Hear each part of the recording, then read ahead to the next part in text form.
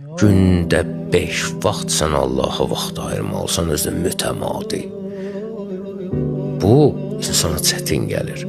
Amma oturub hesab kitab eləyəndə 24 saatın 24 dəqiqəsi ayı gedər getməz bir sutkada. Allah üçün. Amma özə necə vaxt ayırırsan? Mənim bir yaxın adam vardı, dostum vardı. Deyirdi ki, mən yatanda bir yarım saat Allahla ürəyimdə danışıram, ona şükür eləyirəm.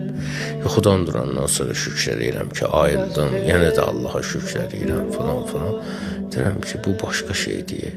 Sən yatanda robot deyirsən ki, söndürüb özü İstər istəməz bir fikirləşirsən də elədikləri oradan buradan. Onsuz da Allahla danışacaqsan. Ya və Allahla da danışmasan, axı ürəyində nəsə eləyəcəksən, danışacaqsan.